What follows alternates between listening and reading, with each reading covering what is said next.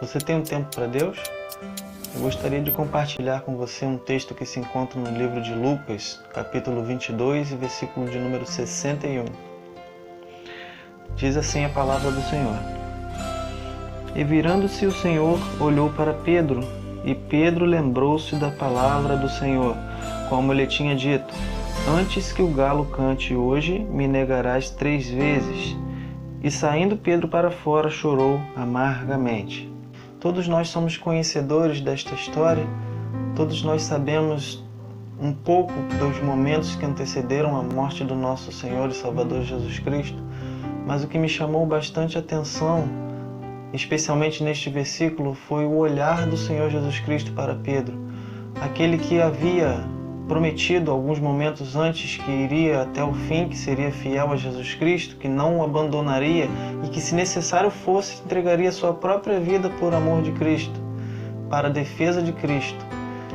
E eu me lembro também de que o próprio Senhor Jesus Cristo disse que Pedro o negaria 3 vezes, antes mesmo que o galo cantasse. E Pedro, absolutamente convicto de que não o abandonaria, disse no mesmo momento: Mestre, não te abandonarei, ainda que todos te abandonem, eu irei contigo até o fim.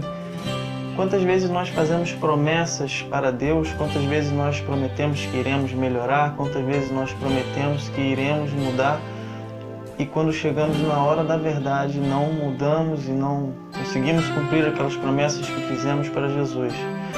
E eu me coloco muito no lugar de Pedro, porque muitas vezes eu prometo algo, prometo que vou melhorar em alguns aspectos e acabo incorrendo sempre nos mesmos erros. Eu não sei se isso acontece com você também, mas se acontecer, não se culpe, porque o mesmo olhar que o Senhor Jesus Cristo dirigiu para Pedro, Ele pode dirigir para mim e para você. Porque esse olhar, ele não foi um olhar acusatório, ele não foi um olhar para envergonhar a Pedro, ele não foi um olhar para fazer com que as esperanças de Pedro se findassem. Ele foi um olhar que dizia assim para Pedro: Pedro, por que você se culpa se eu já te perdoei? Pedro, por que você está lamentando se eu já te dei uma nova chance de você recomeçar? Pedro, eu não desisti de você. Esse olhar o Senhor dirige para a minha vida, para a sua vida, e Ele sempre nos dá novas oportunidades, novas chances de sermos melhores do que somos. E a palavra de Deus também nos informa que Pedro, depois daquele episódio, ele decide abandonar o seu ministério, decide voltar a pescar. Ele tenta esquecer aquilo que ele viveu e tenta esquecer da tragédia que ele foi diante de Jesus Cristo, diante de um amigo que só fez amá-lo.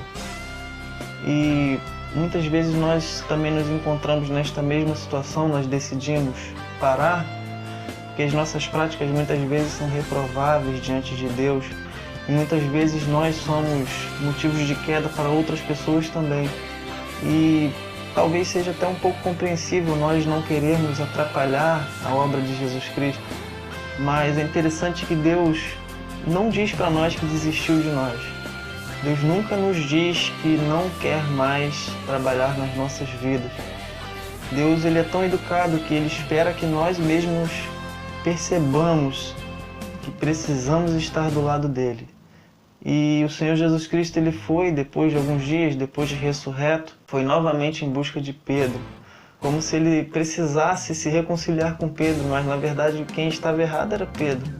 E muitas vezes Deus vem até nós, mesmo quando nós estamos errados, Deus vem na nossa direção, nos dizendo: Filho, eu já te perdoei, levanta a tua cabeça, porque a obra é muito grande e eu conto contigo. Eu não desisto de você.